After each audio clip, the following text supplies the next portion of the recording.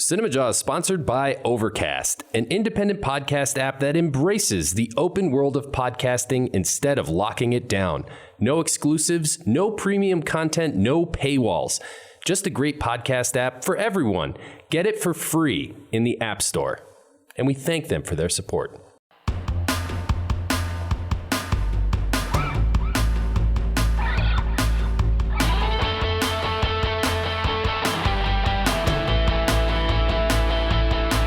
You're listening to Cinemajaw, the greatest movies podcast ever, recorded on location at Cards Against Humanity in Chicago. My name is Matt Kay, and with me is Rod, the movie guy, and sitting inside the fish tank over there is producer Pat.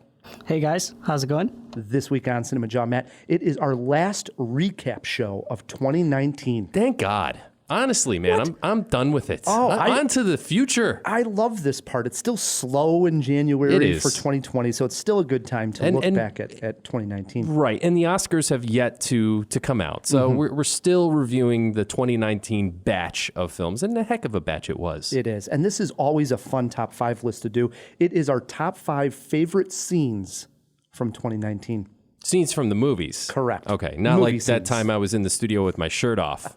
That was quite the scene. Yeah. I don't know if that was 2019. No, I don't think it was. But yeah. That was unreal, though. But that did happen. Our topic this week are top 5 movie scenes of 2019. Right. These can be comedies. These can be scares. Something that moved us or just that we were amazed how they pulled it off. Okay. Get thinking about that, Jawheads. I'm stoked. Yeah. To do a list like this, we got to have a great guest. Indeed, yes. Coming back to the Jaw after a long hiatus, Mark Dujsik, fellow critic from Chicago, is back. He writes a blog called Mark Reviews Movies. We'll talk to him all about that. Yes, can't wait to talk to Mark again. It has been way too long since we've had him back on the show. Besides that, we have more going on, don't we, Pat? Yeah, we do, Ryan.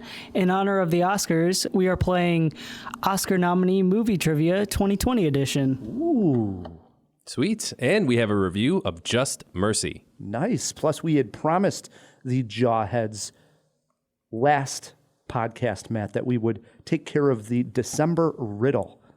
So we will do that this week as well on Cinemajaw. We keep our promises here, Ryan. We do. Plus, we should not forget, it is Robert Downey Jr. month here on Cinemajaw. All month of January, we're celebrating RDJ. So let's kick off this podcast with an interesting fact about Robert Downey Jr. All right, this week's fact. After Robert Downey Jr. missed another required drug test in 1999, he was arrested once more. Despite Downey's lawyer assembling the same team of lawyers that successfully defended O.J. Simpson, Downey was sentenced to a 3-year prison term. At the time of the 1999 arrest, all of Downey's film projects had wrapped and were close to release. He had also been hired to provide the voice of the devil on the NBC animated television series God, the Devil, and Bob, but was fired when he failed to show up for rehearsals. After spending nearly a year in the California Substance Abuse Treatment Facility and in state prison, Robert Downey Jr., on condition of posting a $5,000 bail, was unexpectedly freed when a judge qualified him for early release. He's had some ups and downs. What's crazy is nowadays we think of today's Robert Downey Jr., and by today's, I mean the last 20 years of, Mr. Hollywood himself, sober, seems like a ideal candidate that you wouldn't mind bringing your kids to see him as Iron Man and somebody to look up to. But you listen to something like that, and we remember he was the Lindsay Lohan of our generation, Matt Kay. Yeah, I guess that's fair, man. I was about to say, he's way more talented, but Lindsay Lohan's got a fair amount of talent, too, that has been unfortunately squandered. I'm glad RDJ got it back on track. I am, too. Because he's great. Yeah, that's why we're celebrating him this month. For sure. Maybe we should do a Lindsay Lohan month. Oh, easy now, Matt. Easy. Okay. All right. Hey, before we bring in Mark, last episode we had a review of 1917 and a Cinema War looking at Nick Cage movies from the year 2000, and we ended up getting some fun feedback on both those things. Yes, indeed. So it's time to reach into the mailbag. Darren Mordecai wrote us and said, Happy New Year, guys. Hope you had a nice break. Unlike Chicago being in winter, summer is certainly here in New Zealand.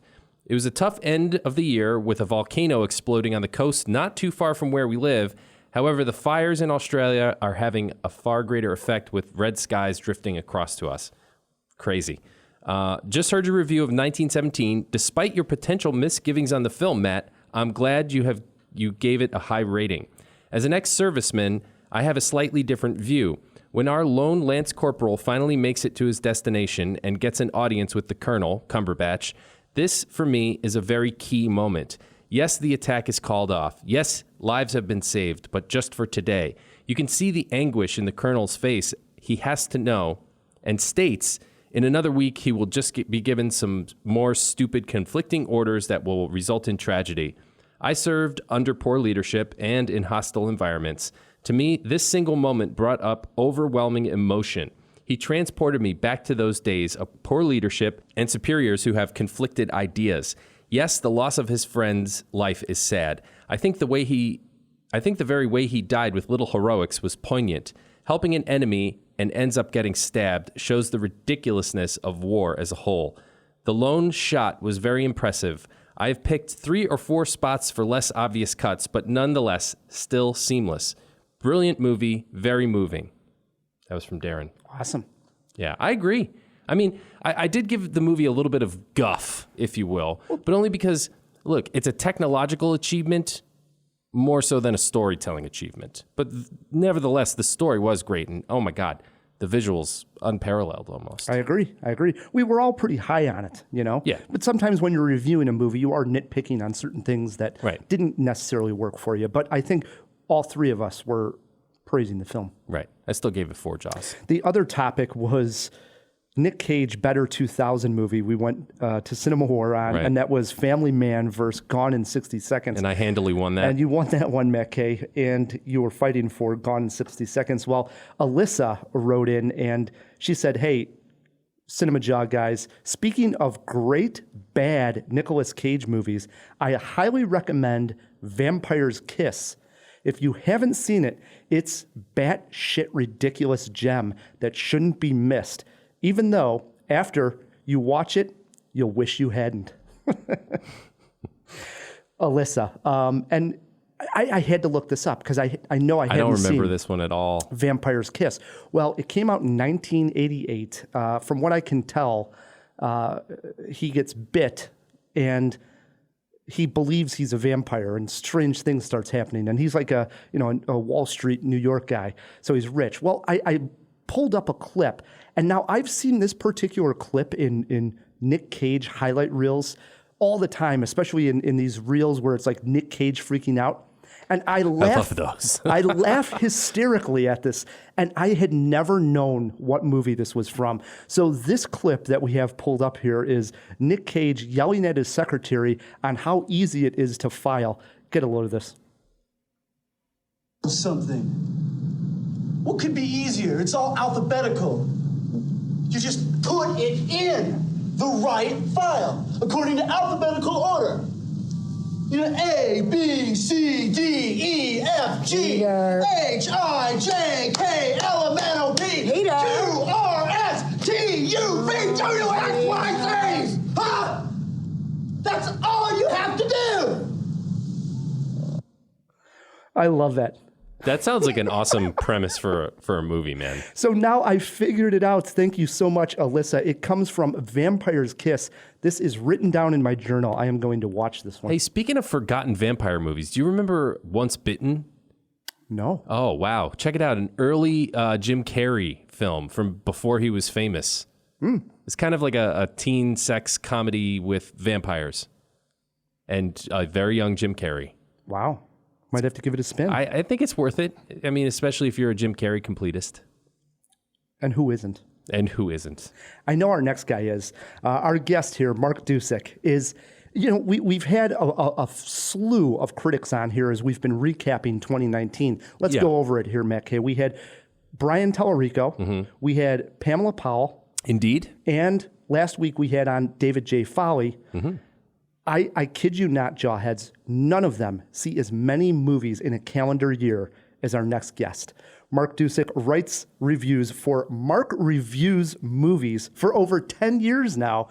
He is a member of the Chicago Film Critics Association. Mark Dujsik, welcome back to Cinemajaw. It's good to be back. I like the new digs. Yes. I'm just going to say it because it's been a long time. Yeah, I believe the last time we had John, we were still in the basement of Mother's? Yes. Yeah, In the wow. back room. Right, Wait, right. it is the basement. It is the basement. Yeah, it's the bar's the basement. Right. That was fine. It's been a long time. It has been a long time. But yes, the new studio, it's fun talking movies in here. I like it. I like it a lot. Now, I wasn't joking when I say you see the most movies. As people that I know, and we know a lot of critics that we go to these screenings and we have a lot of people come in here, I always say the guy I know personally that watches the most movies in a calendar year is Mark Dujsik. Just to give Jawheads an idea, Oh, boy.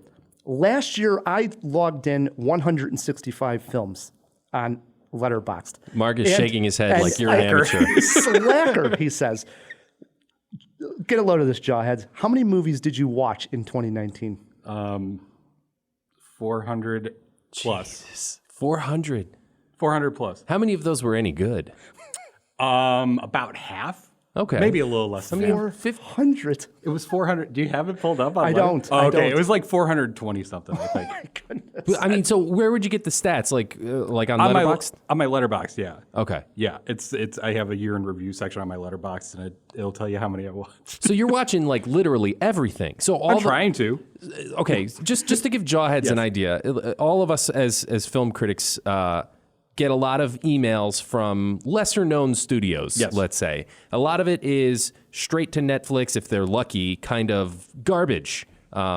Slasher movies, really, really bad comedies, things of this nature. Yes, And you're watching all those. I am watching those. Wow. I know. As long as it got a theatrical release, I will watch it. Okay, so you don't watch the ones that don't get a... No, yeah, if it's going like right to on demand or only on Netflix or only on Prime, I won't bother because then I would really lose it. But So you didn't watch The Irishman?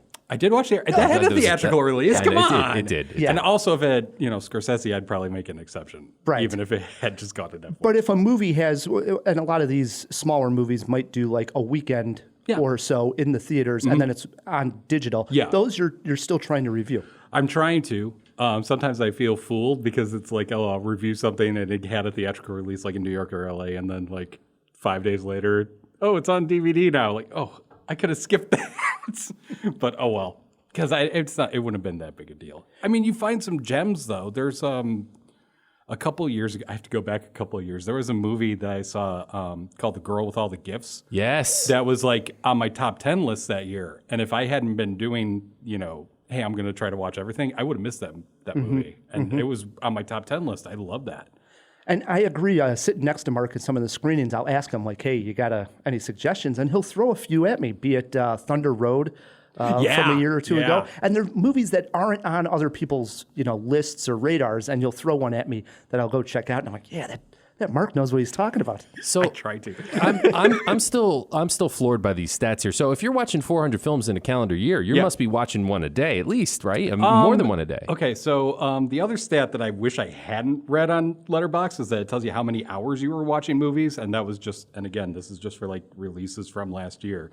And I did the math, and it came out to I watched a month's worth of movies. So that's a month of A month of my year was watching movies. That's not so bad. It's not terrible, but No. I kind of wish I hadn't had that perspective on it. But I mean, what are you going to do? Probably gave a month of my year to Fortnite. But Yeah, see, it's about what you love. Yeah. But you watch some, say on a weekend, you might be able to plow through 3 or 4 movies. And I do, much to the chagrin of my wife. I got married while I was on hiatus from the show, by the way. That's how long it's been. But Congratulations. Yeah, thank you. It's been a year, but but still, yeah. I mean, I will like sit down and watch 3 or 4 movies over a weekend just to get it done and have it writing time set up for the week, and that's how I do it. That's your one and only vice, though, right? It I mean, is. you're not like reading a ton of books and like, Yeah. I don't know, whitewater rafting. No, or, no, This is nothing your like that. hobby. This is your passion. This is my passion, and my vice, I guess, would be playing some video games on the weekend, and that's about it when I'm not watching movies, like at night. And yeah, I love doing man. it. I love doing It's it. impressive. That's awesome. You have to love doing it, otherwise you'd never be able to do anything like this. Here we are as well, 10 years later. The way I look at it, and I kind of miss this, but back in the day when I was growing up and started looking at movie reviews, it was always Siskel and Ebert at the Tribune and the Sun-Times, and they reviewed everything. It was just that there were a lot fewer movies coming out back then. Right. And I always looked at it if I'm running my site, I want it to be kind of like that old school, like you have one voice doing everything that's coming out and at least have it consistent. I love like what they're doing at RogerEbert.com, which I contribute to now. Another thing that came up while I was gone from here, where it's multiple voices and everything. But I also like the idea that it just one person and you kind of can get to know the person and get the voice and the thoughts and the opinions and all that, and you get an idea. And if that's kind of how I see it. I just miss the old daily newspaper run of how critics were. And now, we still have, Michael Phillips here and some other ones, but a lot of it's going to the websites who are just multiple voices across the board. And there's some consistency, but not total consistency. Right. You got to check the byline. Yeah. I mean, that's how I see it. Sure. So for the jawheads that want to check out your site, the best place to do so online. MarkReviewsMovies.com. Twitter at MarkReviews, Letterboxd, just my name, Mark Dujsik, Dujsik. And yes, I think that's it. All right. Well, we'll put all the links in the show notes as well. What about your Twitter handle? I know you're at Mark Reviews. There you go. He Mark mentioned Reviews. it. I mentioned it, Okay. Brian. I did. That's I was good. right in the middle. So you see 400 plus movies. Yeah. What ended up being your number one movie of 2019? My number one film for 2019 was a documentary called For Sama, which I know you guys talked about when Brian was on. Right. Because he finally got to see it. And I was very happy when I saw that it would come up on his Letterboxd profile. And I just watched it. I also saw that on Letterboxd. I was very happy. And that had to do a lot because we had Brian on and it comes up and you write things down, you see it, and wow, what a powerful movie. Yeah. Yep. Yeah. Yeah, we're going to talk about best scenes of the year. That movie didn't make it, but that's not because there aren't great scenes in it. I felt like I can't include that with some of the other things I have on there. It's too much. It's real. It's actually happening, and I felt like that would be diminishing what was actually going on. And pretty incredible. And for the jawheads that are wondering, it is streaming for free if you have Amazon Prime. So I think it's on YouTube for free as well. Oh, nice, because it's a PBS. Yeah, it was a doc. Is PBS distribution. Is this the one that takes place in like a war-torn Syria. Syria? Aleppo. Yeah. Oof.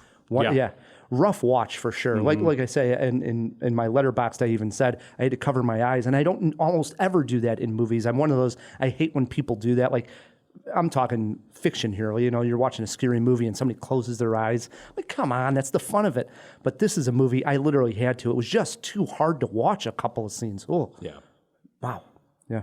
Good So that one, was your huh? number But it's one. totally worth, that was my number one. Yeah, totally worth watching if you haven't watched it yet. And it's nominated for Best Documentary Feature at the Oscars now. So and I'm very happy about that. Yeah. Sweet. Got to check this one out. Going to get some more attention, which is great. Switching gears here, you probably heard we're celebrating Robert Downey Jr. month here, Mark. Are we? That trivia felt like, wait a minute, what's going on here? Yeah, well, that was sort of a bad fact, I guess. But yeah, you No, it's can't not a blame bad it. fact. Yeah. It's a fact. It's It a is neutral fact. fact about his life. It is. But still, it's like when I came in, like, oh, Robert Downey Jr. month, and then that fact came up. And nothing against you. I'm pointing to the booth. Nothing. It's just, it was like, is this a troll? What's going on here? It's the elephant in the room, though. We can't It do is. our No, you DJ can't. month and not mention it. You can't. So I pose this question to you, Mark. Yes. Your favorite Robert Downey Jr. performance? I had to think about this, and it's unfortunately going to come. It coincides, I think, a little bit perfectly with the trivia that we heard. It's a movie called Two Girls and a Guy, directed by James Toback. Downey plays an actor. Is he the dude playing the dude? He's kind of a dude playing a dude, pretending to be another dude. Yeah, he seems a lot like himself in it. So the premise of it is that he is an actor. He comes home to his apartment to discover two women there outside, both of whom think that he is dating each of them exclusively. And so Sounds like him. Yeah. Yeah. And so he ends up going up to the apartment and they kind of have it out in multiple ways. He's fantastic in it. That's my favorite performance of his. I think he's great. It came out in 98, so it was like right in between the one we Transition talked period, about yeah. and then the one before it that kind of got him into hot water before that.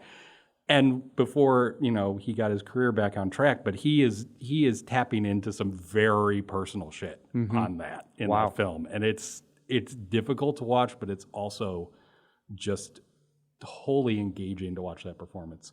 It's a little film. It's like an hour and 20 minutes. It came out in 98. So if you haven't seen it, look for it. I don't know if you can find it anywhere. Why am I recommending something I don't know if anyone can find it? Throw it into the fish tank. Yeah. See if it's streaming or where we can find it. It's called Two Girls and a Guy. Two Girls and a Guy. With Robert Downey Jr. And no pizza place. Yeah, and make sure if you Google that title, you have Safe Search turned on. Please do. Awesome. Or just go right to the IMDb and type it in. Cause, yeah, that's the safe route. Nice. Well, Mark is sitting in on this entire jaw. He has his top 5 favorite scenes of 2019 picked out as well. This is going to be a blast, Matt. I'm looking forward to it, Ryan. Let's get to it. Matt, prior to seeing the film Just Mercy, I had never heard the name Bryan Stevenson. Bryan is a lawyer and a social justice activist. He is also the founder of the Equal Justice Initiative. Just Mercy tells the story of perhaps his most well-known case, that of Walter McMillan, who was wrongly convicted of murder in 1986. Can this courtroom drama win over this jury? Matt Kay, Mark, and I put on our judge robes, picked up our gavels, and took a look at all the evidence. The first time I visited death row, I wasn't expecting to meet somebody the same age as me. From a neighborhood just like ours. Could have been me, Mama. But what you're doing is gonna make a lot of people upset. You always taught me to fight for the people who need the help most. Your life is still meaningful, and I'm gonna do everything possible to keep them from taking it. You don't know what you're into down here in Alabama when you're guilty from the moment you're born. God. Mr. McMillan. We done here. Mr. McMillan, please. Michael B. Jordan plays the young lawyer Bryan Stevenson. Fresh out of Harvard, he heads to Alabama to fight for people who cannot afford proper representation. He lands in Monroeville, which happens to be the home of Harper Lee, who wrote To Kill a Mockingbird. With no office or staff, he gets to work. He meets Walter McMillan, played by Jamie Foxx, who is on death row. A quick look into his case, and Bryan sees some glaring mistakes. For starters, the state's case hinges all on one man's testimony. However, getting a retrial is going to be difficult. The people in power are in no way going to make this easy. Matt, we have seen these terrible stories of injustice before. Did Just Mercy do something different than those? And/or does it have to? Yes, Ryan, it does have to. And yes, it does do something different. Phenomenal casting. Just Mercy does little, if anything, to break any molds. We get the same flavor as a Shawshank, Few Good Men, Mississippi Burning, but thanks to top-notch acting from Fox and Jordan, as well as the supporting cast, Tim Blake Nelson in particular, best known as Buster Scruggs, Just Mercy is a joy to watch. Director Destin Daniel Creighton plays it safe with the camera, the story, everything is fairly predictable. And even though this movie has a lot to do with civil rights, it feels safe. Perhaps he's not willing to take any risks before helming his big Marvel movie next year. However, the two leads in his film are so charismatic that they carry the movie. You ask me what this movie has going for it? In one word, Ryan, acting. So I throw it back over to you guys. With a lesser actor in either of the leads here, would Just Mercy be an also ran? That's a good question. I actually like the film quite a bit, but I do wonder if part of that is the performances, because I think Michael B. Jordan is great in this. Jamie Foxx is great in it. Rob Morgan is fantastic in this. He plays a man on death row who has PTSD from serving in Vietnam. Yeah. And he confesses that he actually did plant a bomb under someone's porch that killed, I believe, a little girl, but he's remorseful about it. But he's great in this too. And Ice Cube's son. O'Shea Jackson Jr. He's good in it too. He's great. Brie Larson is underused. Underutilized, but she's also very good. I'm trying to think who else is. I think those are the big players in it. But yeah, it is a good question. If the performances were any less, would it have worked as effectively? And I don't know for sure, but I do know that I think Jordan carries it.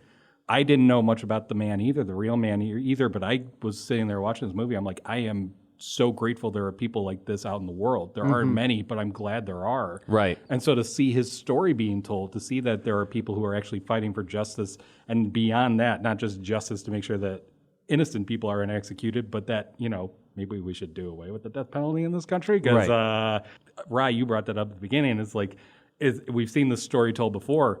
And I think that's the most depressing thing about the film is that you start to realize, like, how many more of these films do we have to watch about people being wrongfully executed for crimes they didn't commit before we start to realize, like, why is this still happening? And I don't know if it would have worked as well without Jordan and without Fox, but I do know that the film that we have here is quite good, and it tells a story that needs to be told, and it shines a light on a person that I think a lot of people don't know about who needs to have his story told too. That's fair. I agree with you. Yeah, and I would say that's what probably separates it from some of those stories, be it Mississippi Burning or the like, is that it doesn't just necessarily focus on the case, but it does on this particular lawyer who started this whole entire initiative called the Equal Justice Initiative, which I think is something that needs to be celebrated and should be seen on the big screen to give awareness to just what an accomplishment it is. Yeah, social justice. Yeah, for sure. And yeah, you guys nailed it with Michael B. Jordan's performance. He's been good in other things, but I think he was just so confident in this particular role that we just haven't seen that out of him yet. This was like a whole step of like maturity with him, where it was like, wow, I can really buy him as, this particular role. He was great in Creed and other ones, but this Black Panther. This shows him, in Black Panther. For this Vale shows Station. him even a whole nother level of how talented this guy is. What I love about his performance is that, he's wholly confident, he is wholly determined, but there's also like the simmering rage that comes up every so often, like when he strip search at the jail before going in. And you can sense it kind of in some of the courtroom scenes when things don't go the right way. You can sense him just like building up and wanting to say something beyond what he should be saying under the circumstances and won't. But he maintains that decorum. Yeah. It's a great performance. It is. I also enjoyed in a macabre sort of way, but the irony that in this town is it's famous for To Kill a Mockingbird, and all these people are like, oh, you got to see the Mockingbird Museum, you got to go. And they all act as if all this stuff happening, all of these people, all these poor people, all these black people being executed, being put in jail, being tormented and tortured, and they're like, it's as if the fact that Harper Lee wrote a book about racism in the South that's set in this town means that they're free to do whatever the hell they want. And it's like, you people don't see the irony that you're still doing the same stuff that Harper Lee was talking about in the novel. They can't see it. I kind of wish I had dug a little bit more into that. It's there. There are scenes of like the cops harassing him and all that, but I kind of wish I had dug a little bit more into some of that. But again, for the story it's telling, it's really well done. Yeah, and that was my point. I think that the movie plays it safe in a lot of ways. The script is fairly formulaic, and I definitely think that the entire success of this movie, though I agree with you, Mark, the story did need to be told about Bryan Stevenson, who I was not that familiar with or familiar with at all ahead of time. If you don't have that cast, you don't have those performances, this is a formulaic courtroom procedural that could have been a TV movie, and it doesn't have enough of those hard-hitting, deep-digging beats to make it a really phenomenal script, but it's just acted so well that it makes up for it big time. Yeah, you mentioned The Green Mile, and I think there's I didn't mention The Green Mile. Oh, you didn't? No, I said Shawshank. Oh, Shawshank. But I agree. Green Mile because there is death row, and there's an electric chair scene in where they're going to electrocute someone, and I thought this is the most horrific and moving scene since The Green Mile when it comes to someone actually, getting executed by. Yeah, that moment where he says he's going to have his flag brought to Brian, that got to me. Yeah, did me as well. Emotionally, it moved me at the end. Everything. So it won, even though it is formulaic and probably doesn't go as deep as we wanted it to. Yeah. It still won me over, even emotionally. It moved me, and it got me interested in looking things up about the characters and the case. So that's the sign of a good movie. Right. And I like that at the end, we do get to see some pictures of the real people that were involved in the story. And by all, appearances, it looks like they did justice, at least to their their likeness. No pun intended. Yeah, no pun intended. It's Yeah. good. This is a good movie. I really enjoyed it. I did too. We do let's do a movie poster quote first. Do you have one? I got one. Jamie Foxx and Michael B. Jordan save this movie from the prison of unoriginality. Decent. That's all I'll give you. I went with hear he, just mercy is a winner. Bailiff, come get Rye the movie guy. You got one off the top of your head Off the here, top Mark? of my head, I don't know. Just abolish the death penalty already if you want these movies to stop being made. I don't know. That works. That works. It's still good though. All right. We're on a 4-jaw scale. How many jaws, Matt K? I'd give this one a solid 3. I would give it also a 3. I'm also at a 3 jaws. Look at that. Wow. That's where it is, right? It really is. It doesn't get that 4th star, but it earned all 3 of the ones it has firmly. I'm a little shocked that nobody, Michael B. Jordan would have been a tough one to get nominated. Out of this, maybe Jamie Foxx could have squeezed in. Maybe. He was in some of the award talk here. I think he got nominated for Screen Actors Guild, but didn't make the cut for the Oscars. But I would have liked to seen it, I think, represented a little bit more in the award season, just because that draws eyeballs to it. Yeah, it does. I think it's doing okay at the box office though, because it had a limited release at Christmas and it came out earlier this month. Wide release, and I think it's doing okay. That's good. For what it's about. Yeah. Tim Blake Nelson, guys. Can we really quickly talk about how amazing he is in this? Yeah. This is Buster Scruggs, right? You know who I'm talking about? Yes. He pops up in a lot of stuff. He's a tremendous character actor, usually comedic, and he's got this affectation, I don't know, like he's had a stroke or something, where he's only using one side of his face, and you realize that that's acting, and man, he is good. I'm starting to like him more and more. Oh yeah, I think he's great. Period. I've known him for a while, but yeah, he's even though we all know his name, he is kind of a character actor. Oh brother, where art thou? Right. Right. And That's of course, I have probably to his actually most question well-known myself. role. Do I know? Am I sure about that? Yeah. He directed. Oh, what did he direct? He directed I believe he directed a film called O, which is a modern day Shakespeare adaptation. He did that one? Yeah. Yes. With Julia Stiles? Yeah. Right? Oh, right. It's an adaptation of like Ophelia, right? Yeah. No, Othello. Othello. Ophelia's Hamlet. Right. That's okay. Don't worry about it. I also want to say up on my Shakespeare here, Mark. I know. I also want to say he directed a film called The Gray Zone, which I'm going to have. That's a multi-talented dude. He is. That's a great film that people haven't seen. Can we throw it in the fish tank just to Make double sure. check? Who directed The Gray Zone? As long as I'm right. As long as I'm right. And I probably could have looked this up. I got my phone right next to me. But if I'm right, it's a great film. Did you guys see Son of Saul? It came out a couple years ago. I saw Better Call Saul. Okay, no? Okay, that was going back to 1917. That's a one-take film set in a concentration camp. And turns into it. Did you watch? Yes, I did see it. Oh, you did see it. Okay. Yeah. Gray Zone kind of covers a similar story. It all builds up to a rebellion, but it's more about the philosophical side of life in the concentration camp and what you should do and what you shouldn't do to get away from it. It's a great film. Wow. Yeah. And I do think Tim Blake Nelson directed it. I'm glad I brought him up. Good stuff. Hey, Just Mercy is still out in theaters. You heard it here. Matt K., Mark Dujsik, and Rye the Movie Guy all gave it 3 jaws. Well worth the trip to the theater, so do check it out. It was a 2019 release, so it qualifies for our top 5 this week as we finish up our recap of the year with our top 5 favorite movie scenes of the year. Mark, you're our guest. We like to let the guest get started, and we always ask him, was it a difficult list to come up with? Easy, fun? How'd you tackle it? It was a little difficult because I had to eliminate a couple of things that I really thought were going to end up on there, and but I'm happy with the ones that are there. I ended up, I don't know if we're going to start off with, but like my honorable mentions, I'm like, oh, this would have been a great top 5 scene list anyway, which I think only shows the strength of the top 5 that I did pick. But yeah, it was a little rough, and I was saying before the show that I kind of looked at my, best films of the year for the best scenes of the year and made sense. And I feel like I might have missed a couple of things. So when I'm interested to hear your list. Yeah. What do you got sitting at number 5, Mark? Do we get to talk about honorable mentions Yes. first? We saved it for the end. After we're done. All right. So my number 5 is The Auction from Uncut Gems. Did you guys see Uncut Gems? Oh, yes, good. Yes. This is fantastic scene. I was curled up in a ball, screaming at the TV, stop, don't do this anymore during that scene. So Adam Sandler plays a man who's a compulsive gambler, and he's kind of just messing up his own life. He's getting some other people involved, but it's nothing too bad. But he's really just screwing things up for himself in so many ways.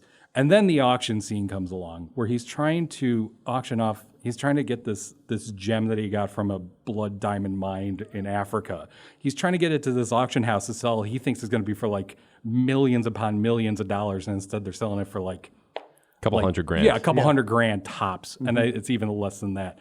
So he pulls in a family member to try to raise up the bid against Kevin Garnett. Oh, who's that guy? He's a good actor too. Judd Hirsch. Judd Hirsch plays the family member. No problem. Judd Hirsch plays the family member, and he is just kind of like nodding to him, like, yeah, keep raising up that bet, and you know that this is much, much more money than this man can possibly afford.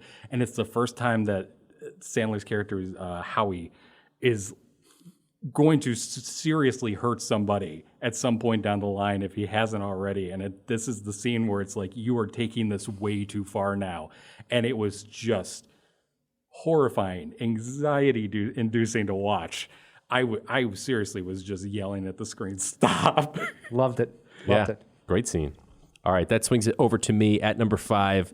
This is where I have a scene that was, first of all, beautifully filmed. Second of all, completely horrifying, and also had one of the best emotional arcs, I think, at the end of any movie, perhaps this year, just in one scene, I mean.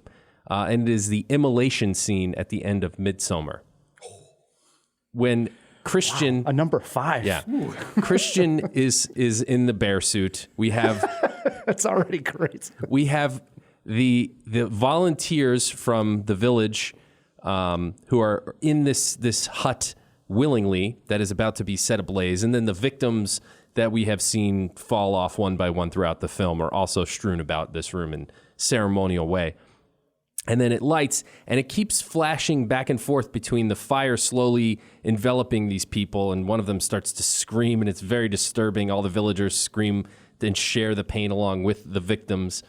And Florence Pugh's face, as she's got this like horrible, like just grimace of regret and everything she's gone through, that slowly fades into catharsis, into a smile. And it was just unexpected, beautifully shot, horrible. And unsettling, just unsettling. Very unsettling. And the implications of that smile is more than anything else in that entire movie left me thinking like, what the hell?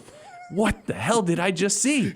It was a weird movie, great ending, probably the best horror ending in a long time, maybe 5 years. I don't know. I loved it. Loved it. Maybe since Ari Aster's Hereditary. I don't like the ending of Hereditary. You don't like the ending of that? No. Oh. I think the movie's fantastic, and then the ending happens. I like it. Oh, man. So many decapitations in that at the end. It's just, There was a lot of decapitations. There's a lot of decapitations. I mean, and then that last scene with all the naked people kneeling before him. But Hail Satan. They could have held the Hail Satan.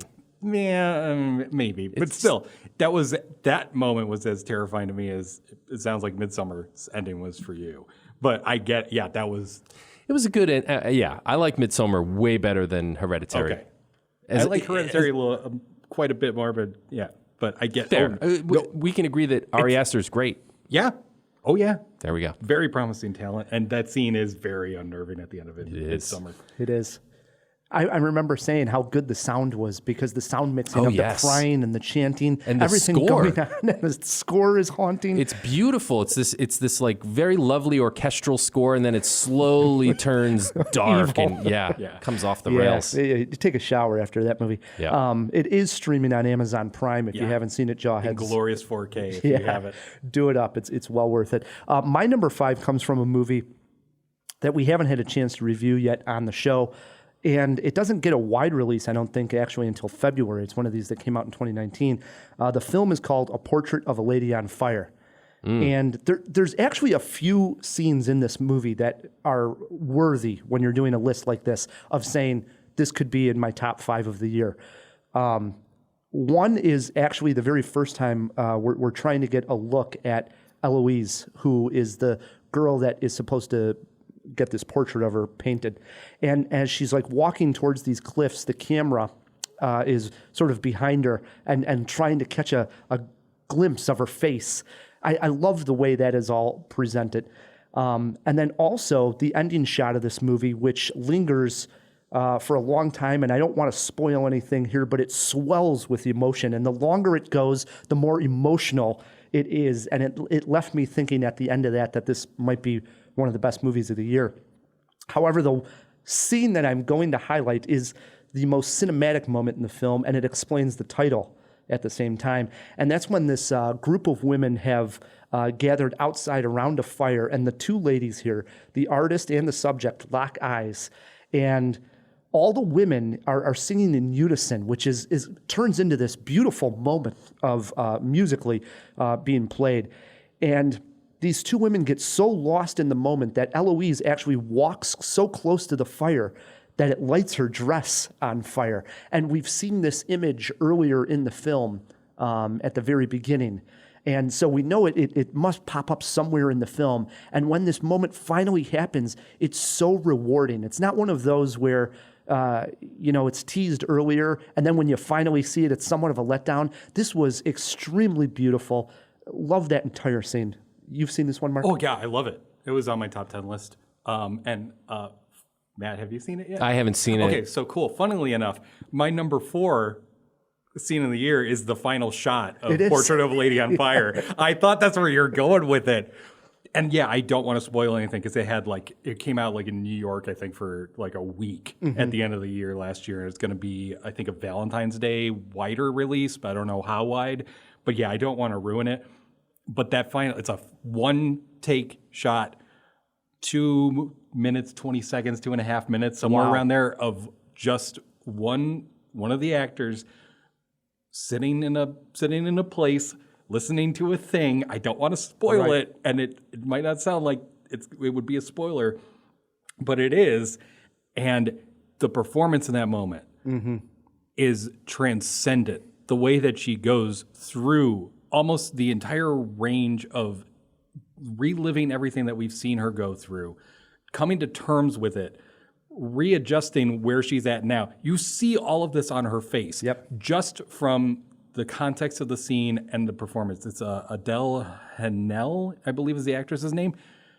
She's one of the best performances of the year. I don't know how the film was completely ignored by the Academy, but it was. Part of it was because France didn't submit it for their official nominee for Best Foreign Language Film.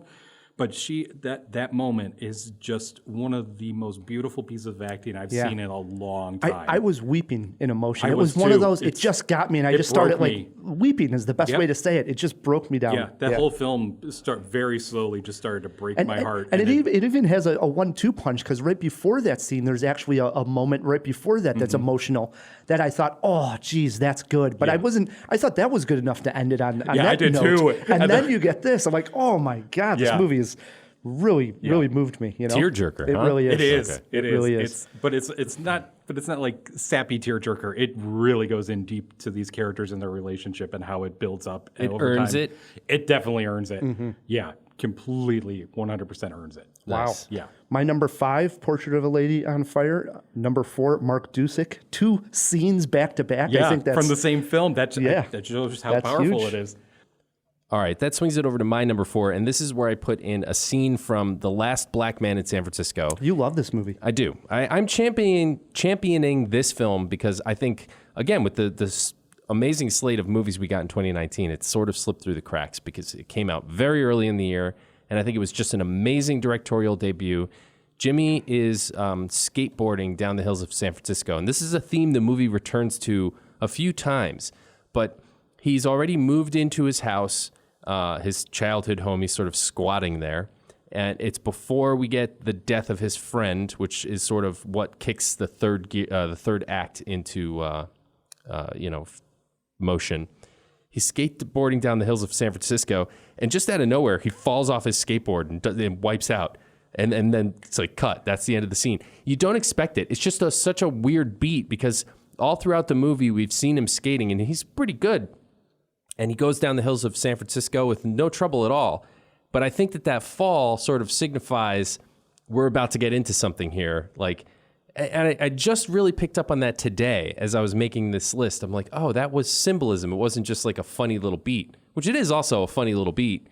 But I think this movie is a lot deeper than people are giving it credit for. And I just love the shots, the cinematography, actually, of it's watching him gorgeous. skateboarding down these beautiful roads of San Francisco. Some of the shots look there like... are some great ones. Yes, gorgeous. It's way prettier a movie than it deserves to be, honestly.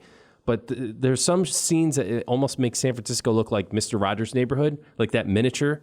You know what I mean? Mm-hmm. But it's wonderfully shot. My favorite is, I believe he's skateboarding, but he's going from kind of like where his childhood home is, back to where he's living now. Yeah. He's skateboarding during that, right? It's just like a tracking shot of him going down, and you see in the background how the socioeconomic and just the cultural things change in the background as he's moving from one place to another in the same city. Mm-hmm. I love that shot. That is a good one too. Yeah. It's another good movie here. Mentioning a lot of great films. I like it. My number 4 comes from a film that made my top 10 and Matt's top 10. The film is entitled Jojo Rabbit. Ooh, interesting, Ryan. And I had mentioned how much I loved the scene in this film, and it's near the end of the movie because it's a dance sequence near the end of the film between Jojo and Elsa, played by Thomasin McKenzie. And the film, which is a dark satire, comes at us strong emotionally, and near the end, it needed to find a way to balance itself back out. And I think Taika Waititi did just that with this short scene in which the two characters have this dance. And it made us feel good coming out of the theater. If you were a fan of this movie, and I know it has people who aren't as big on it as me and Matt were, Brian Tallarico being one of them. But for the ones that were fans, I think it hit the tone perfectly. And in fact, when we had the chance to interview Thomasin McKenzie, we asked her, how did this dance sequence come out? Were those all your own dance moves? Sure. So could you tell us about the dance sequence? Are those all your dance moves, or was there some heavy direction there? Some of them are mine. A lot of the time, Roman and I were kind of mirroring each other because I think we both felt a little bit embarrassed at dancing in front of a massive crew. I also remember though that scene was actually one we filmed. We filmed it during principal shooting, but we also refilmed it during pickups, during reshoots. And I remember Taika dancing along with us behind the camera. Just to get you into the mood? Yeah. That's cool. Yes, I think some of those dance moves would have been his as well. Great to have Thomasin on the show. Yeah, that was a real treat. It was. And I love this sequence. Were you a fan of this movie, I was Mark? not a fan of this movie. Really? Yeah. You and Tallarico are like the only two people I know. Well, maybe that's not no, true. that's not that. We're not the only ones. But no, I was not a fan of it. I could not stand the tone of it. I couldn't stand the kind of weird implication of the only war crime being committed during a World War II film in Nazi Germany was committed by Allied soldiers. That was a little off-putting. Yeah, when at the very end they start executing some people for no reason. And it's, it wasn't no reason. They were Nazis. But they gave up. They surrendered. Well, you don't execute, even if they're Nazis, you don't execute them without a trial. That's what Nuremberg was about. Right. Yeah. I think, didn't they start fighting or something? There was some stuff going on. I know, but it was still, there were definitely some scenes where like some soldiers were shooting some Nazis, like unarmed Nazis, and it was like, what? And then, anyway, I was not a fan of it. It's okay to punch Nazis, Mark. Hey, I didn't say that. All right, I said I know. Kill. I specifically said kill. You did. Fair. You didn't ask if Taika Waititi was dressed as Hitler doing the dancing behind the camera, though. She earlier in the interview, she had mentioned that he had the Hitler costume on through most of the filming. So he would be standing behind the camera with the toothbrush mustache on, and oh my God. Yeah, and we asked her, was that weird? And she's like, yeah, it was pretty weird. It would be. It was weird in the movie. You got to wonder what was going through his mind. I imagine at some point he probably just forgot because you don't know what you look like, You're sort of looking out from within. Strange. All right, that was my number 4, Jojo Rabbit. Into our 3 as we go. Number 3 for me is a scene I'm calling First Blood from The Nightingale. I don't want to get into much detail because I've talked about this film quite a bit. But I loved it. It's a tale of revenge set in not present day. It's set in the past, but in what would become Tasmania. And a woman is horribly assaulted and her family is murdered, and she sets out on revenge. And at a certain point, she finds one of the 3 soldiers who killed her family and assaulted her, including her baby.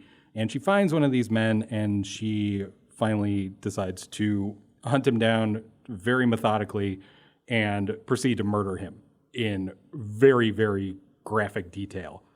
Now, the reason that I included in this list is not because of the violence, and it's not because of the satisfaction of having that moment come, but it's actually the complete opposite. It's because that's the moment where you start to realize that this film is not just about revenge, it's also about the consequences of revenge and violence in general, and the way that it's secular and that it just keeps going. But the main reason I think that I included it is because the film features, for me, the best performance of the year from an actress called Aisling Franciosi. Mm-hmm.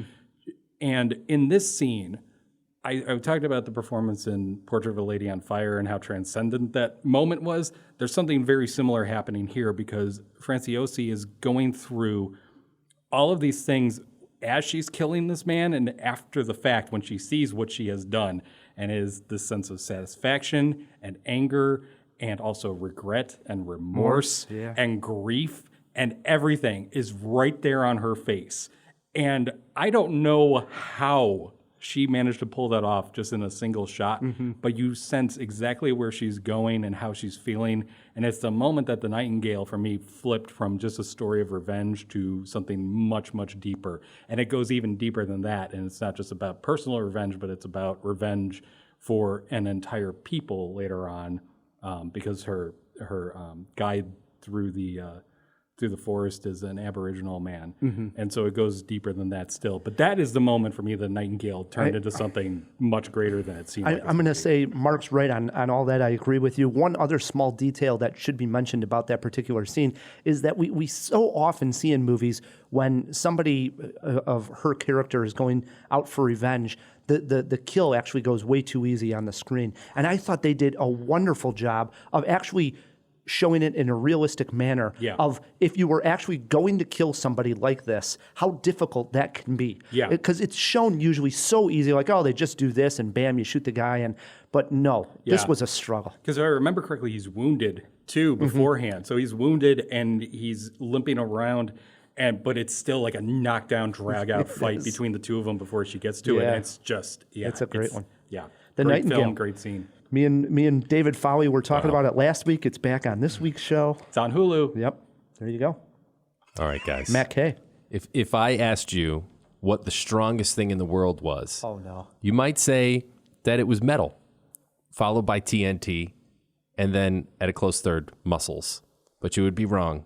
As Scarlett Johansson tells Jojo in Jojo Rabbit, it is love, gentlemen. And this is what I think one of the sweetest scenes of the year, between a mother and a son, and clearly she's losing him. I think at this point, slight spoiler alert, fellas, I think at this point she knows that she's in real danger because of her political beliefs. This is taking place obviously in Nazi Germany, where it was, let's just say, unpopular to be in any sort of dissent from the Nazi party. So she knows that things are not going well for her personally. Her relationship with her son is somewhat strained because he is a fanatic who's sort of really likes to dress up in the Nazi regalia and whatnot. But she has this discussion about love, and then they have this wonderful little comedic exchange where she ties his shoelaces together, the shoes being a big theme and the laces in particular throughout the movie. And it's just great. I loved it. It's also beautifully shot. Well written, great acting. Jojo. Yeah. We love it. I don't know what you didn't like about it. I mean, I understand you just mentioned all the reasons you don't like it, like the tone was off or something. I don't know. I say maybe watch it again. And then afterwards, watch it again. Yeah, And then watch it again. Third Okay. time, and it's really going to get you on the third one. I did think Scarlett Johansson was very good in it, though. She's not getting enough recognition. Hey, let's leave it on a compliment, Matt. We got a compliment out of him on the movie. Wait. Didn't she get nominated for? She did. For She's double JoJo? nominated. Yeah, she's she double is. nominee. Oh, okay, all right. I take that back. I what think just that's said. about as high recognition as you can get. Yeah, so. it's pretty high. It is. My number 3 pick comes from a film that we haven't talked about much at year end. It should be mentioned. The film is A Beautiful Day in the Neighborhood. And the scene, I think it has one special scene in the movie, which is a diner scene / moment of silence, I call it. And I had the chance to see this in Toronto this year. And I mention this because I got to see it in one of those large theaters where it's a few thousand people watching the premiere of the film. And what the filmmakers were going for here was just heightened because that many people in the theater went along for the ride. And I was researching this scene and I came across an article by Entertainment Weekly that actually wrote in a little article just on this scene. And EW had this to say. Then it happens. I think it's perfectly summed up here. It says, then it happens. As the bustle of clanking plates and lunchtime chatter lessens around them, Rogers asks Vogel to take a minute of silence to consider the people who loved him into being. For the next 60 seconds of the movie, Vogel and Rogers sit quiet while the camera pans around the restaurants. Diner patrons, including Fred Rogers' real-life spouse, Joanne, become silent as well before the camera focuses on Hank's face as he shifts his gaze from Vogel to the audience in the theater, asking us to consider the most important people in our lives as well. And it completely worked, seeing it with thousands of people, that slight gaze where he basically breaks the fourth wall and looks at the camera for us to take that moment of silence with him. Sitting there in a room of maybe 3,000 people and everybody on board with that moment of silence was completely moving. And even watching it a second time on a screener at home, it moved me as well. I think it was the most emotional moment of that movie. I agree. That was a great moment from a very good movie, but I think that was also in the documentary. That moment of silence. And I mean, that might have been something that he did, and he might have talked about in the documentary. But this was they did the exact same thing in the No, they document. didn't. Yeah, they did. They did? No. Yeah. I think he's blending the two movies together. when they're talking about remembering all the people that have gone before, and everyone's silent, and you just see their face, and they're like looking up and remembering. But that's like with the talking heads, right? Yes. It intercuts between that. This is it's a dramatic turn. I agree with you that's a similar approach, but the impact, I think, in here, because it was good. You had to remind me that it happened in the documentary, but here it literally breaks the entire narrative for like a whole minute. You're no longer being told the story of this journalist and Fred Rogers. You are being told, think about somebody that's important to you. Think of all the people who have affected you in your life right now in the theater. And it is Tom Hanks as Fred Rogers, as Tom Hanks, looking right out at us and telling us, no, this is really, I really mean it. This is for you right now. And it's like, I looked at the film as like a special episode of the Fred Rogers show, the Mr. Rogers show. And that would have been something that would have been in there. I also think it's a beautiful moment. Mm-hmm. But yeah, it didn't make my list because, again, it wasn't that high up on my list for the year. But man, if I had thought about it, that might have made at least an honorable mention for me. There we go. It's a great scene. None of the faces in the diner are accidental. They're all people from the documentary. Yeah. If you watch, they were all like production people. Right. Yeah. Wonderful scene. It was. A Beautiful Day in the Neighborhood. Into our twos we go, Mark. My number 2, I am calling The Floor Drops Out from Parasite. And the only reason I say this because when my wife and I were watching it, this was the moment she's like, I can't take this right now because I know something's going to happen. I think the floor is going to drop out. And I said, oh, you have no idea. So this is the moment when the Kim family, they're impoverished and they've all worked their way into working for this rich, wealthy family in their fancy, dancy house. And the original housekeeper returns for something. And we have no clue what it is. And they all have to hide except for the mother, who is now the housekeeper because she took over after an incident involving some peach fuzz. And I don't want to give it away because It is such a fantastic moment. Got to dance around. I have to spoilers dance here. around the whole thing. But there is a moment when it seems like this, really smart social satire and this kind of, fantastic comedy of, just people doing their best to work their way into the situation. And in this moment, when you realize there's something going on in the basement, and then you realize that that's not the basement, and that's when the floor drops out and the entire film shifts gears and everything just goes insane in ways that you had not anticipated. And then, watching it again, I was like, it's all there. Bong Joon-ho sets it up so perfectly throughout the entire film. He has all of the clues laying out there, but you have no clue how to piece them together. But yeah, that moment of just going from one level and you think, okay, we're going to find out what's going on. And then you have to go down an entirely other level to figure out what's really going on. That is one of the great surprises in the film year for me. I've only seen it one time. I can't wait to watch the second one. And it is out on digital now. I believe you can rent it on all platforms. So no reason not to see Parasite before Oscar night and cheer it along. It better win. It better win. It might. I think it might. I'm not willing to predict it officially yet, but I think it might. For the record, no foreign language film has ever won the big prize. If it happens, I'm going to be screaming in my living room. I think this is the one that could do it, though, because everybody loves it. You're number 2, Matt. All right. And my number 2, I have a movie that was another one that featured one of the best acting performances of the year. And I'll just cut right to the chase. This is the talk show scene from The Joker. And I remember telling Ryan during our review that people bandy about the term sitting on the edge of your seat, but I was literally gripping the edge of my seat, sitting like on my toes. Like, I have never been so tense in the movie theater. I felt myself not breathing a few times because the movie does such a fantastic job. And this is one of the things that people detract for the movie for, but it does such a fantastic job of making us sympathetic toward Arthur Fleck and falling in love with him despite all of his flaws and mental illnesses, that when he gets to this point where we see he's about to cross the line and get to the point of no return, or I mean, he probably already has, but just go full bananas Joker, we're really sad. And we almost don't want to see it happen. But at the same time, this is his power play, and we kind of do want to see it happen. So it was such a manipulative thing that Todd Phillips wrought in that scene. Plus, it's Robert De Niro, who, even though the fantasies that Arthur were having kind of had him as a mean person, he was just a talk show host, probably a really nice guy, and you didn't want to see something bad happen to him, Bobby. But it was inevitable, and it was just a great moment. It was gripping.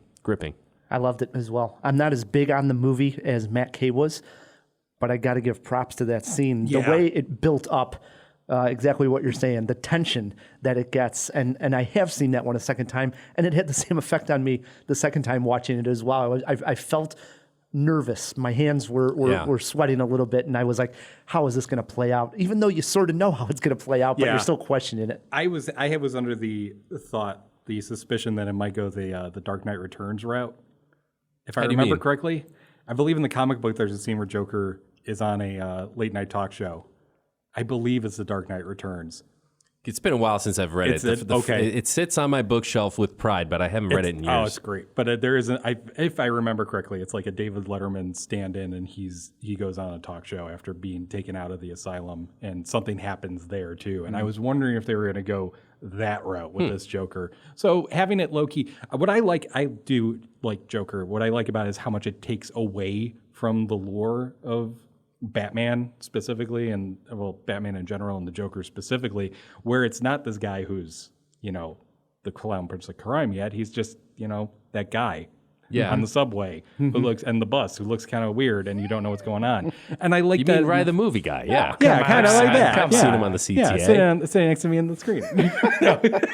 But no, so I did like it, and that scene is very unnerving, and I didn't know where it was going to go. I guess that's a sign of a good scene. Knew that one had to come up on our top 5. Glad it did. My number 2, I hemmed and hawed about putting this one on the list because it came from a documentary. And I thought, wow, should I put this on the list? course I you don't should. know. Yes, but yes. then I thought, I remember this really moving me a lot when I was sitting in the theater watching this movie. And I am speaking of the wonderful documentary Apollo 11, and specifically the launch sequence in Apollo 11. And this was a documentary came out early in the year, made up of actual footage, cleaned up, made for this IMAX presentation, which was just absolutely gorgeous. And never before has the mission to the moon been shown in such an exciting and awe-inspiring way when it comes to the cinema itself. It's always sort of overly, produced and dramatic, and you get your NASA movies, which are good, but I think the raw footage and the music, the score in this movie, how it wasn't nominated for an Oscar is beyond me. It was my favorite of the year. The sound, the glorious footage. I was again felt myself overcome with emotion watching this wonderful achievement of the rocket going off into space. It was literally incredible. You were a fan of this one. Oh as well. God, yeah. It made my top 10 list. It was number 10 on my list. Yeah, that launch scene and the way that it's cut with all the people in like hotels around the city watching it too. I really want to go do that if they do a launch again. I don't care who's president and set it up. I want to go down and watch a spaceship launch. Oh man, there are so many great moments in that film. There's the first one with the giant tank conveyor bringing the rocket to the launch pad. Saturn. Yeah, rocket. I was overwhelmed by that. The scope of it.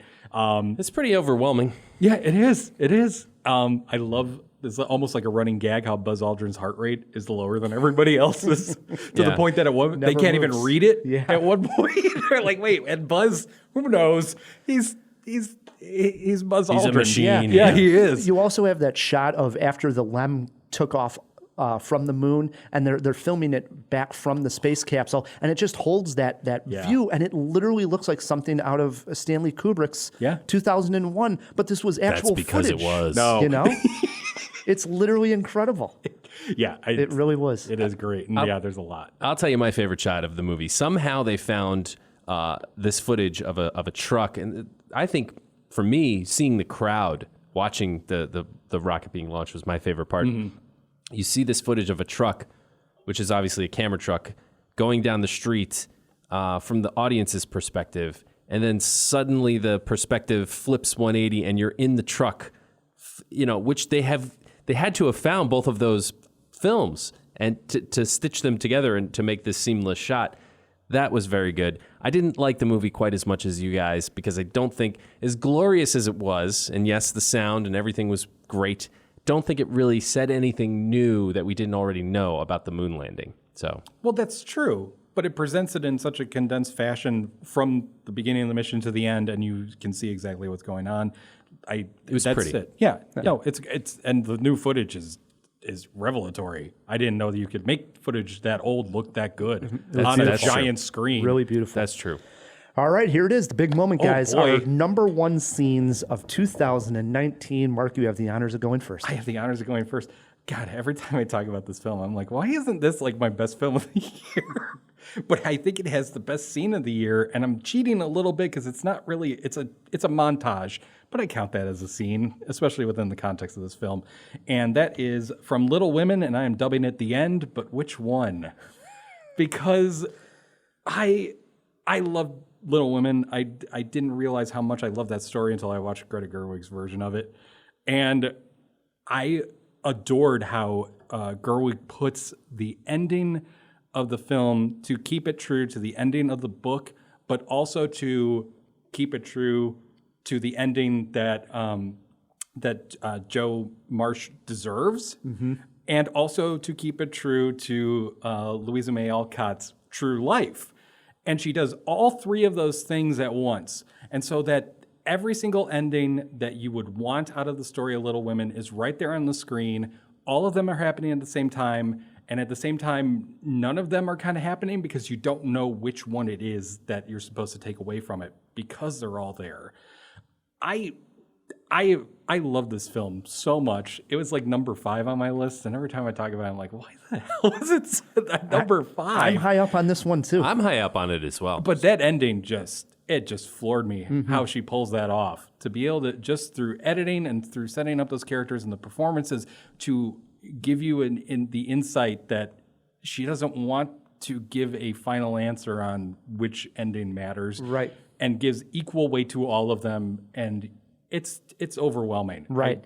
Because she even has an answer for the publisher, who's played by Tracy Letts. Yeah. But it definitely calls into question, like, oh, that's just for him and for the people that need that type of ending. But that isn't the ending that maybe another viewer wants out of this. Yeah. And it is. It's because brilliant. and also is Joe talking to the publisher? Is that actually Joe, or is that now have we moved over to the actual author of Little Women, who in the film is also Joe? I loved it. Mm-hmm. I don't know what else to say about it. That's my scene of the year. That's interesting. I never considered that layer of reality. She's dressed She's dressed completely differently. If you watch that scene again, she is dressed. I did notice way that. off, even from when she's in New York the first time. And Interesting.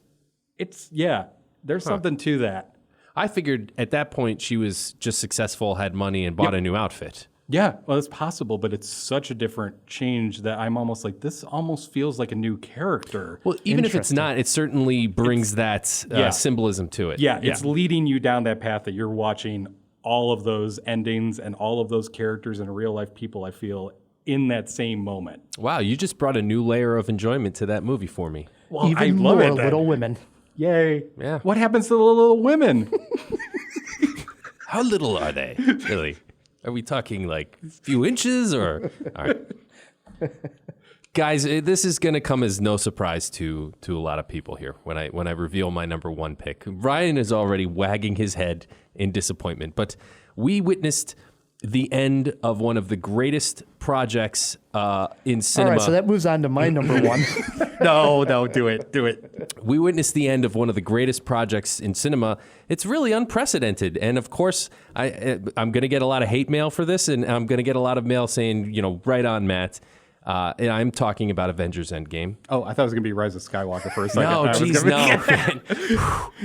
I'm not that bad. Okay. I mean, I love me some Star Wars, but that didn't do it for me. I'm sorry. Okay. No, I'm talking about Endgame. It was the end of the MCU, ostensibly, at least Act 1 or whatever of the MCU. But the scene in particular that I think was very poignant, speaking of Robert Downey Jr., who we are celebrating, can't go without talking about Iron Man. And it is the snap, the I am Iron Man snap. Thanos says, I am inevitable, and Robert Downey Jr. says, I am Iron Man. And it was just so satisfying a moment. And what follows, we lose this hero who we've had for the past decade. And RDJ made him a household name. Before 2008, you ask the average kid on the street who's Iron Man, and they would have been like, I don't know, blank stare. But now he is, a household name to the point where, your mom, your grandma, she knows who Iron Man is. It's just like part of the American culture now. And that just happened. And this scene was the culmination of all that, and I think he does it justice. I really do. And it was emotional. It was very emotional when everybody comes to Tony Stark's side and he's incapacitated. I was emotional. I liked it. I was Best sitting scene next of the to you year. in the screening. Emotional is an understatement. I Matt was near tears. It's okay. It's okay. Near tears. You were crying like a baby. There's nothing wrong with it. I didn't think he was There's going nothing to. I ashamed did about. not It was think sad. Matt was going to be able to walk out of the theater. He's like, let everybody else go. Let everybody else go. I tell you what, the older I get, I always thought it was like a sign of pride that like, only like a couple movies make me cry.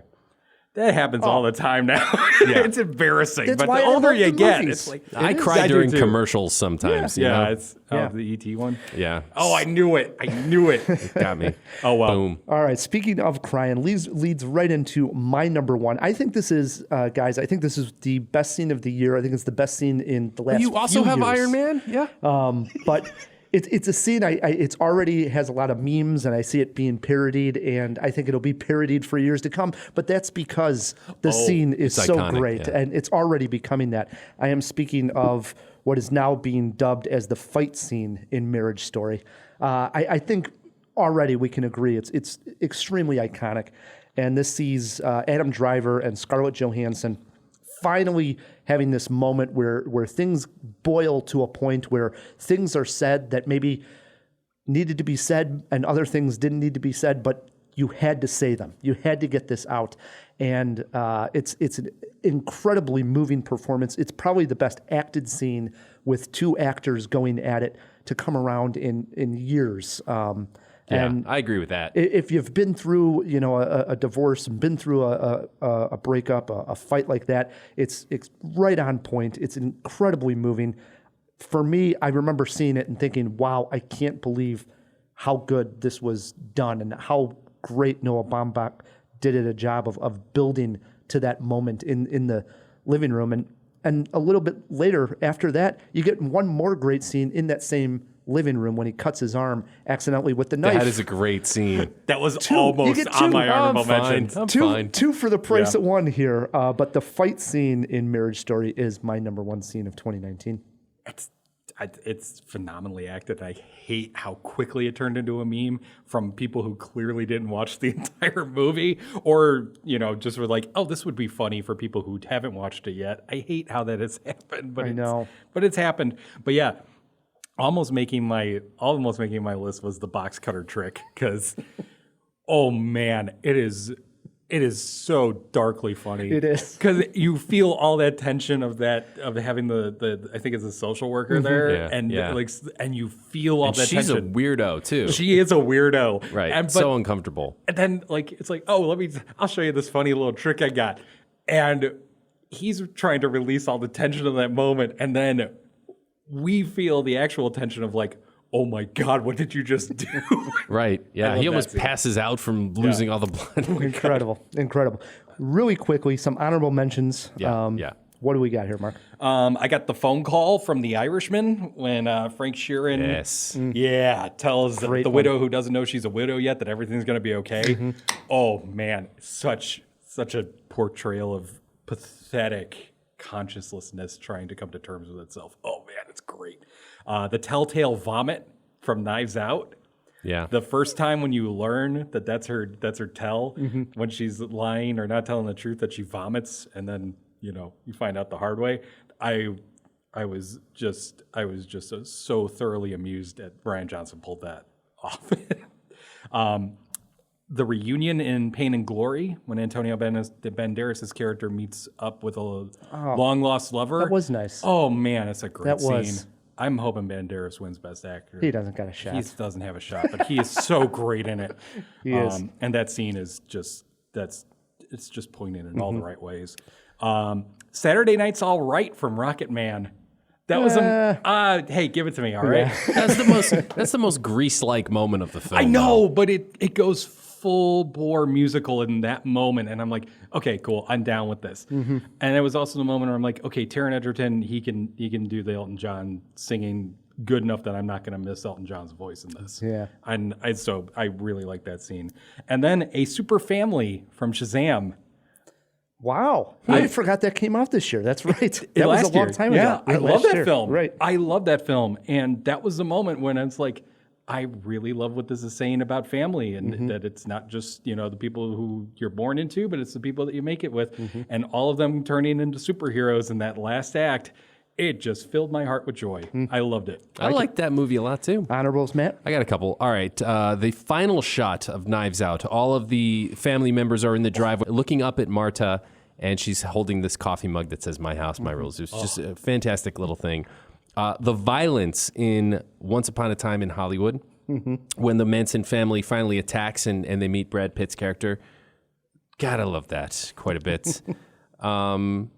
And that's about it. What do you got, Ryan? A couple other ones. I had the pool scene, I call it, from Booksmart. Yeah, I was going to mention that one where, too. A great follow-through one-shot type of scene where a character jumps into the pool, gets out of the pool, goes into the house, and discovers something.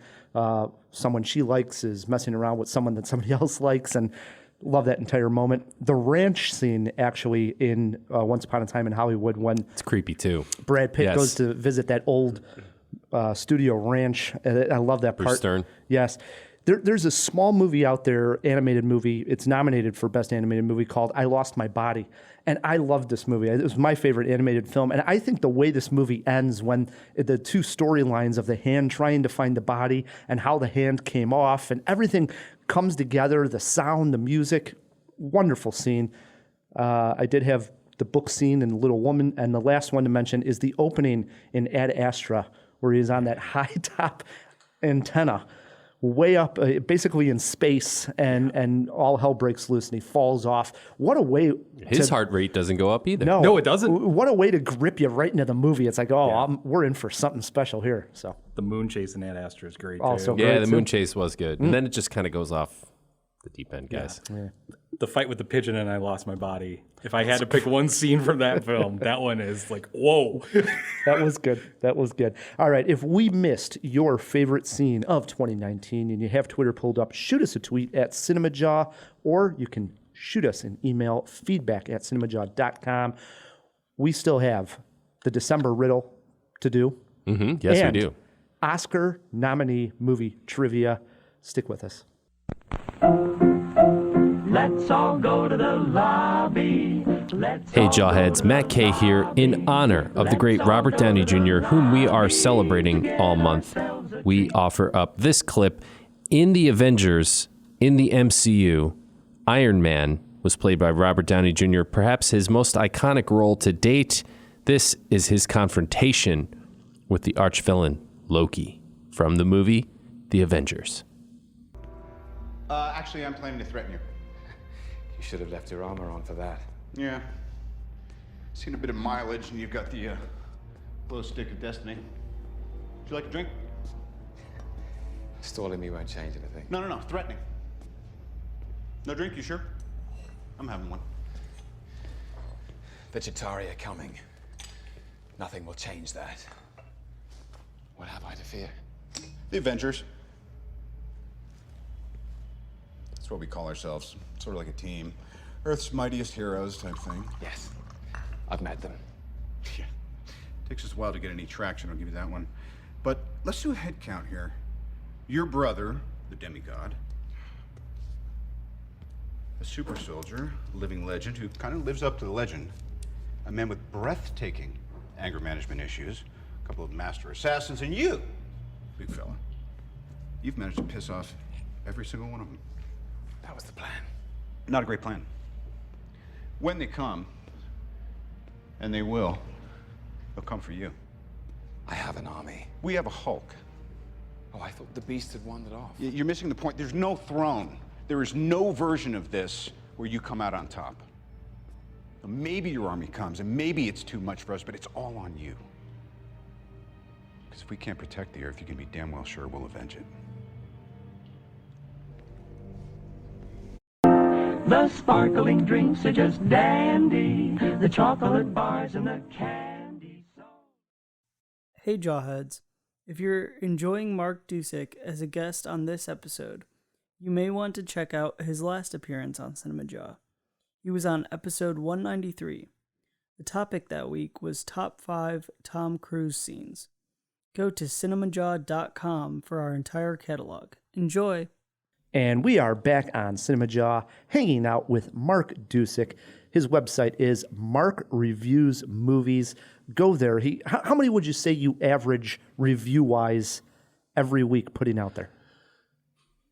Let's see. Let's just say safely 6.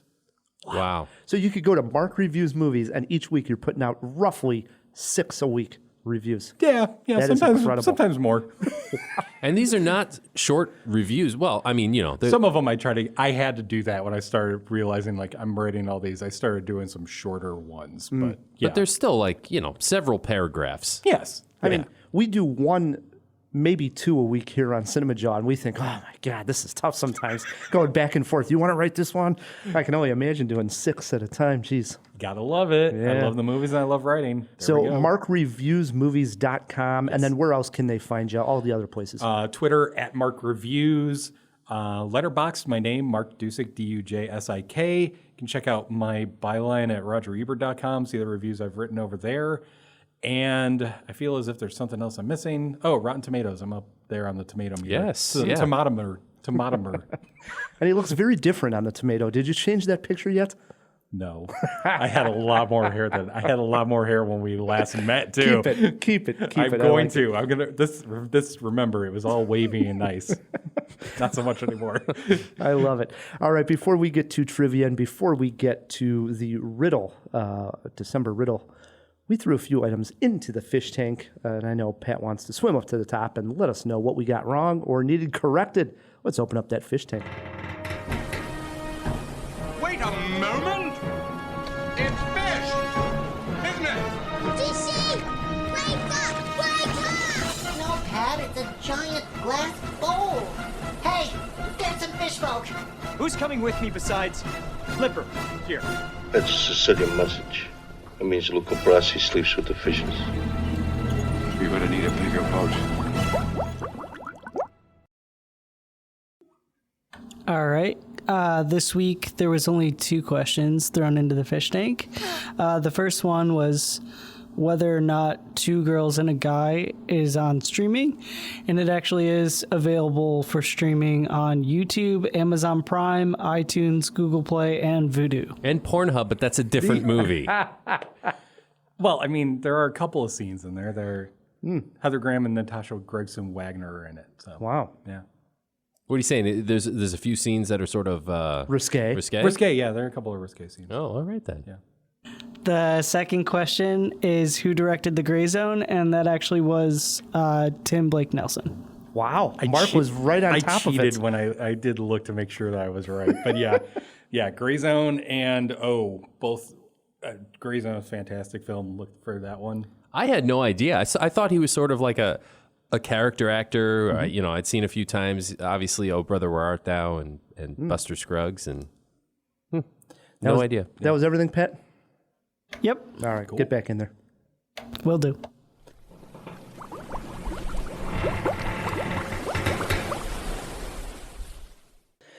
Matt, we had done riddles all of 2019, and we will be doing them again this year. Sporadically. Yes, just a little bit more spread out, but we do owe an answer to the December riddle. We need to pick a winner of that one. So can you remind the Jawheads what the December riddle was, I Matt? will indeed. Here is the December riddle from 2019. Ladies and gentlemen, it goes like this.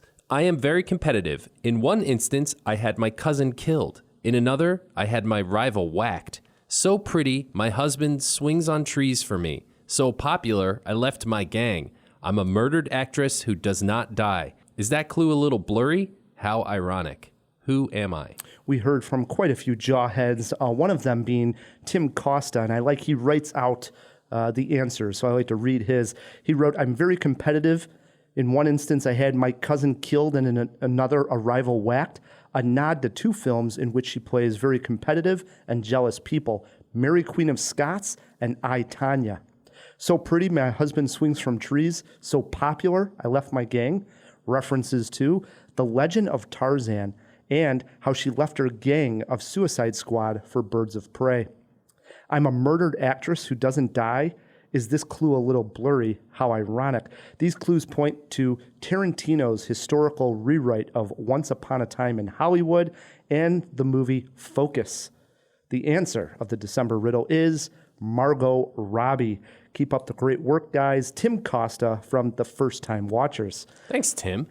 Yes, it was Margot Robbie. So we put our hand into the hat here and we pull out a winner, and a winner is... That's a nice hat. Did you get that for Christmas? The winner is Sean Verma. Nice. All right. He's been a winner before. He's got a prize pack. I know it includes a Blu-ray and digital copy of the movie Hustlers, Matt. Oh, nice. That we were supposed to mention one more time. So I know that's in there, among other things. But Sean, write us an email and we will get that prize pack mailed out to you. The riddle will be back next month. Yeah, we'll do one next month. But no comment on the hat thing, Ryan? That is a very nice hat. Well, I mean... Was it a gift? No, I bought this, actually. I dig it. You do? Yeah. Mark, how's the hat? It's good. It is? I thought you bought it for him for Christmas and we're trying to get him to No, but you know what? That's a good idea. Maybe next year. I am wearing a hat, Jawheads. Look at our Instagram when this posts, and you'll see all 3 of us. I will be wearing a hat. It's a handsome hat, Ryan. Thank you. You're welcome. Right. Riddle, like I said, be back in February. For now, though, it's trivia time. All right, Jawheads, it's time once again for Cinema Trivia, where one lucky contestant gets to take on Matt K in the hot seat. Starring your host, Rye the Movie Guy!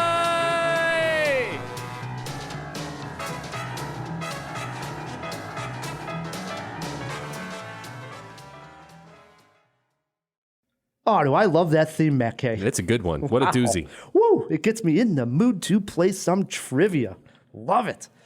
All right. As Pat mentioned at the top of the show, in honor of the Oscars, we're playing Oscar Nominee Trivia 2020 edition. And I'll give you guys this. I limited it to just the acting nominees. That's it. Okay. Mark, you're our guest. You get to choose if you want to go first. Let Matt K go first.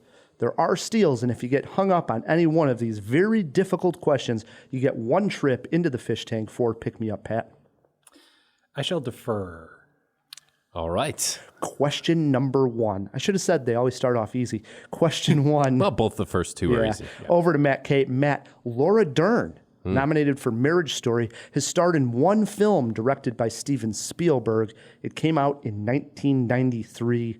Name it. 93 Spielberg. That's Laura Dern starring. Holy crap, dude. I feel like I should know this like right off the top of my head. Oh, Jurassic Park. Jurassic Park. Whoa. Wow. Oh, I thought you were going to give me that. 1-0, Matt K. Question 2.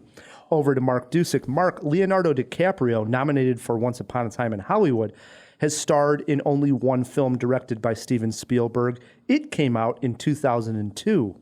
Name it. Catch Me If You Can. That one's easier than... Was it they were Jurassic Park? Yeah.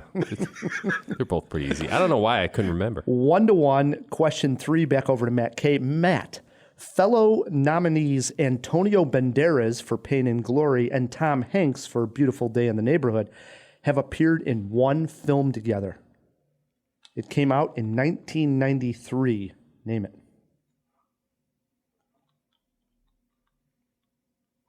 Antonio Banderas and Tom Hanks. Philadelphia. Jesus. Oof. Oh. Man, it took you longer to figure out Jurassic Park than Philadelphia. Did it? It did. Pretty equal timing. 2-1, Matt K. Question 4 over to Mark.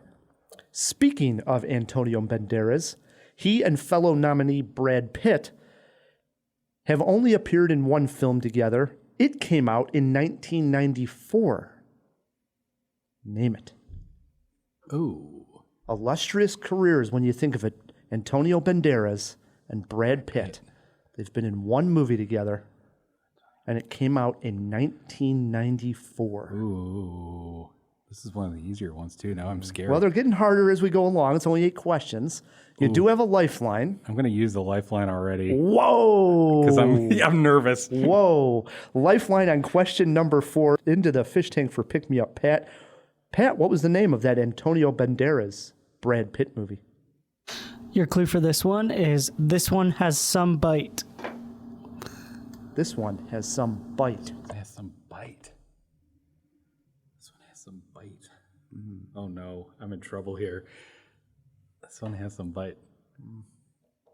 Antonio Banderas and Brad Pitt. Oh no. 94. Oh no. Oh no. Clock ticking. We're down to 5 seconds. Oh no. Oh no. I can't see Matt's face. We need to guess. It doesn't matter. I'm going to lose it, so I give up. Oh, Matt, Mark, you got a chance for a I steal know here. it, dude. Does the clue The help clue also? helps me totally. The clue helped me totally. I'm sorry, dude. It's Interview with a Vampire. Oh, jeez. Oh. Wow. Oh.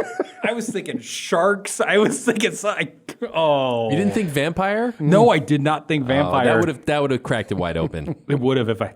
Oh. What a swing of events here. You see what happened here. 3-1 Matt K, and question 5 is over to him. Oh. Wow. Matt. Ow. Scarlett Johansson, double nominee. Jojo Rabbit and Marriage Story. I hope she wins. Appeared with Christian Bale and Hugh Jackman in one film. Name it. Christian Bale and Hugh Jackman? Mm-hmm. That's oh. Was it Les Miserables? Mark can climb right back into this one and make a game.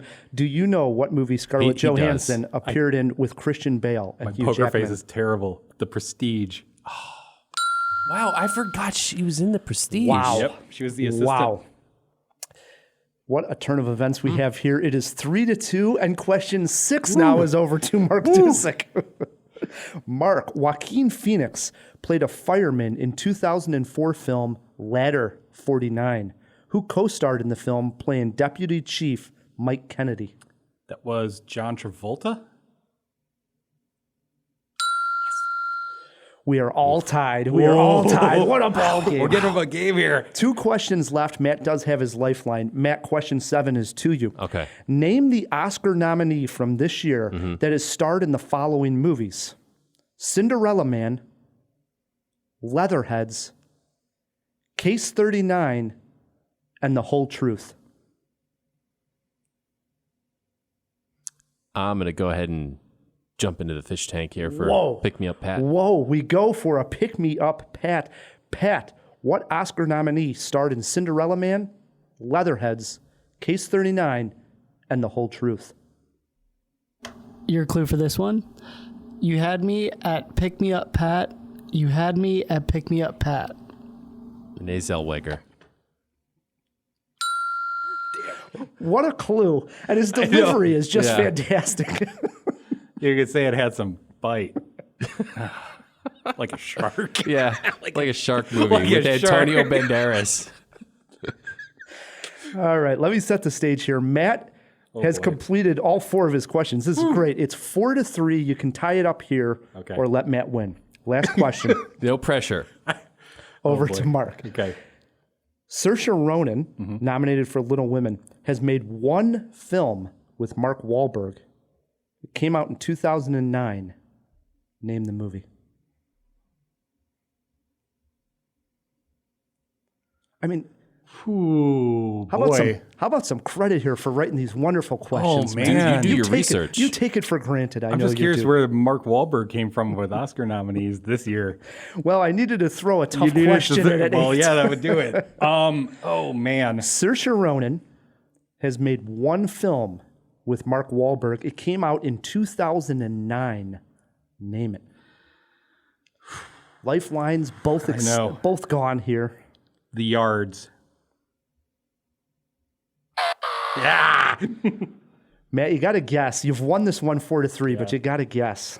Okay, so Jesus, man, 2009, Saoirse Ronan. She must have been like 10 years old. She's very young. She is. Wahlberg. I don't know, man.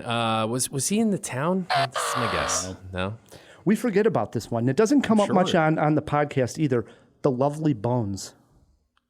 The Lovely Bones. Mark Wahlberg's in there? He's the father. That's right, he is. Man, Yes. that's a terrible movie. That's the first time I Peter thought of Jackson Lovely Bones. directed it. I read the book, and the book was excellent. Yeah, the book is really good. The She movie. plays the girl who goes into the afterlife, and it's Mark Wahlberg plays her father. How old is she in the during the production? Probably 14, 15. She's like a teenager. Yeah, Man. So maybe she's older The than that. first time I thought about The Lovely Bones since I saw The Lovely Bones. yeah, A terrible I think movie. Saoirse Ronan is 25. So Okay, no, that makes sense. yeah. Wow, Matt wins this one. Can I get a handshake here? What a great ball job. game that was, though. Good Very job. tense.